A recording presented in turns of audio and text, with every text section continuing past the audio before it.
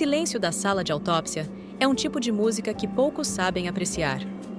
A maioria das pessoas fugiria de um lugar como este, onde o frio das paredes de azulejo branco se mistura ao cheiro de formol e ao inevitável suspiro da morte. Mas para mim, este é um santuário. Um espaço onde os mortos falam, e eu, pacientemente, escuto. Os vivos, por outro lado, são insuportáveis. Barulhentos, mentirosos, excessivamente sentimentais. Sempre inventando justificativas para seus atos, como se a própria existência não fosse uma cadeia de eventos aleatórios e sem sentido. Mas os mortos? Ah, esses não mentem. Seus corpos contam histórias de forma honesta, revelando cada cicatriz, cada fratura, cada gota de sangue que se recusou a ficar dentro das veias. Meus olhos percorrem a sala.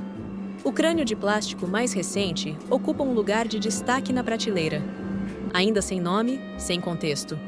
Apenas um lembrete de que há algo curioso para ser desvendado. Eu o giro entre os dedos, sentindo seu peso, como se isso pudesse trazer alguma revelação inusitada. Um ritual particular, uma forma de marcar os casos que exigem um pouco mais de atenção. A maca de aço diante de mim segura um novo mistério. Alice.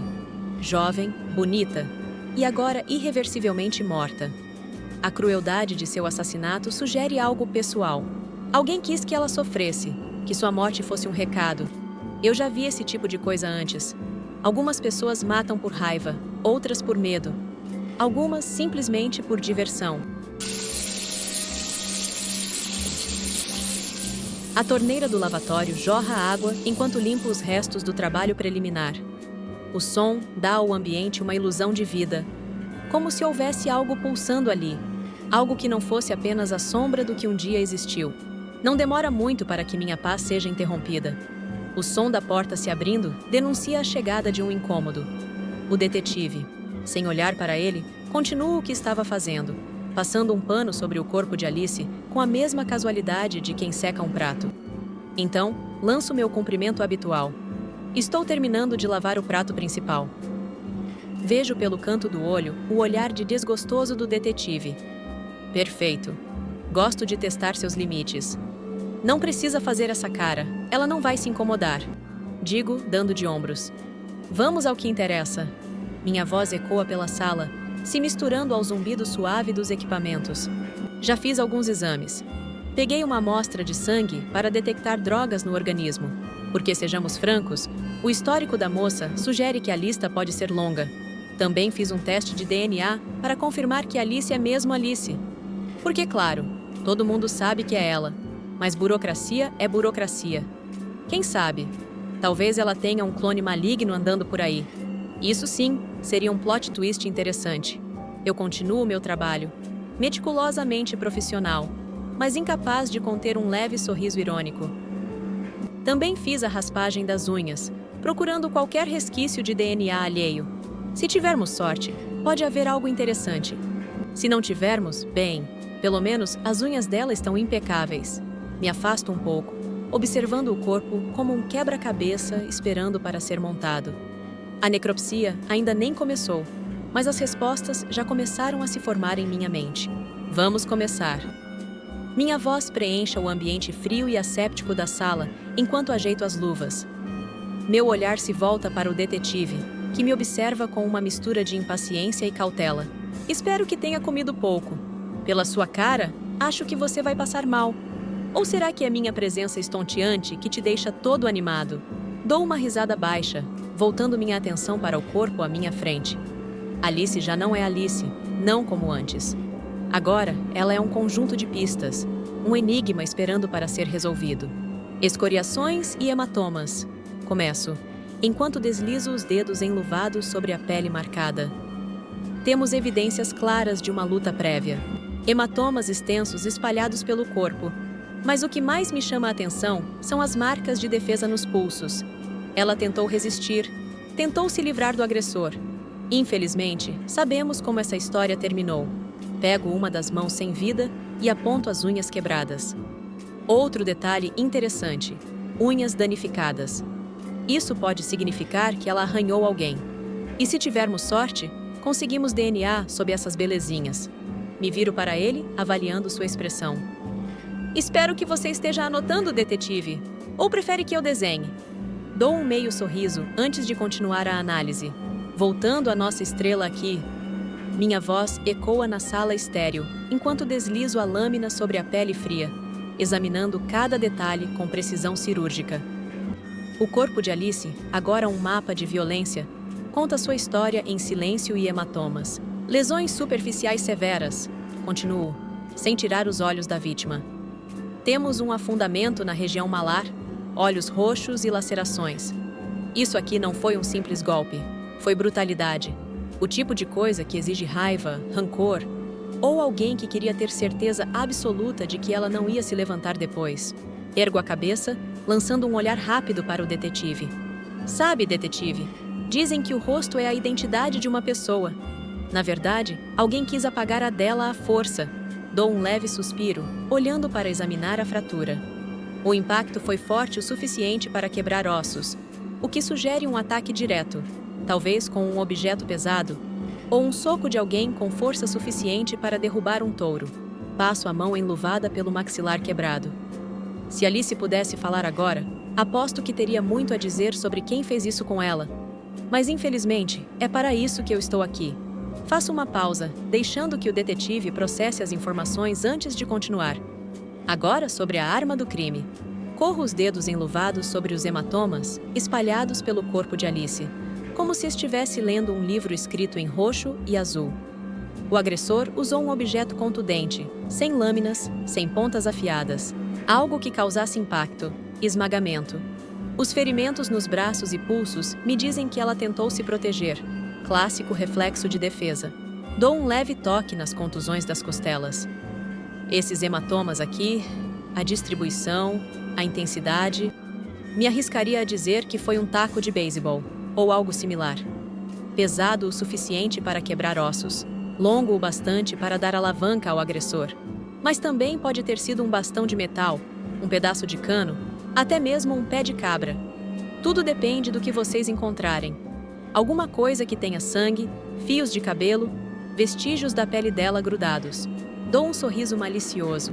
Minha expressão meio divertida, meio sombria. Claro, se o assassino é um troglodita raivoso, pode ter sido só uma barra de ferro que ele pegou por aí. Mas um taco... Olho para o detetive com um brilho sutil de interesse nos olhos. Tem um certo simbolismo, não acha? Jogo sujo, sem regras. E nesse caso, a Alice perdeu feio. Volto a me concentrar. Sabe, no começo, olhando para o estrago na cara, até parecia óbvio. O agressor esmagou o crânio dela, e fim de história. Cruzo os braços, inclinando gradualmente a cabeça, como se estivesse saboreando a cena. Mas aí vêm os pequenos detalhes. Detalhes que fazem toda a diferença. Dou um passo para frente, parando bem perto do detetive.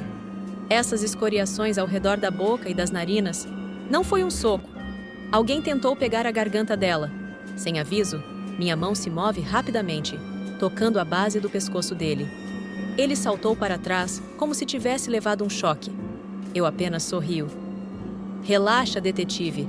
Ainda não estou coletando suas amostras. Retoma o foco. Meu tom voltando para o clínico. Depois de lavar o corpo, notei um roxo bem distinto ao redor do pescoço. Estrangulamento? A questão é, ela ainda estava consciente quando isso aconteceu? Ainda tinha forças para se debater? Aponto para a área afetada. O que me intriga mesmo é que não há marcas de unhas. Isso quer dizer que o assassino estava protegendo as mãos. Se fosse um ataque de fúria, ele teria usado as mãos nuas, teria marcas de unhas no pescoço dela. Mas não. Esse infeliz sabia o que estava fazendo. Dou de ombros, pensativa. Provavelmente couro, alguma luva grossa. O que isso significa? Que ele não queria deixar evidências nas mãos.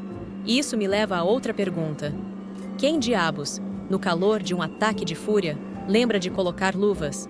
Meus olhos brilham com um misto de curiosidade e motivação. Isso parece premeditado. Alguém queria ela morta, mas não queria deixar rastros evidentes. Talvez um assassino profissional? Ou será que faz parte de um padrão maior?